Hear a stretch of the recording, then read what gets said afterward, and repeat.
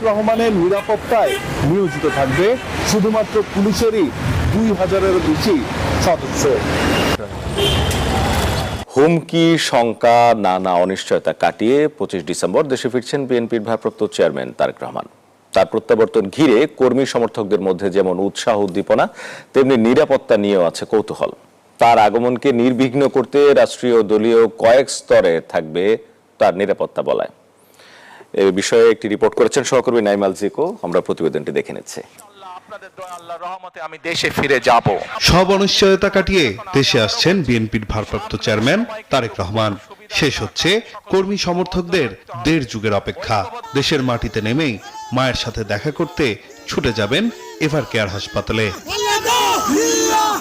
দেশের রাজনৈতিক অঙ্গনের সবচেয়ে গুরুত্বপূর্ণ ব্যক্তির আগমনকে নির্বিঘ্ন করতে দলীয় ও রাষ্ট্রীয়ভাবে সাজানো হয়েছে বিশেষ নিরাপত্তা।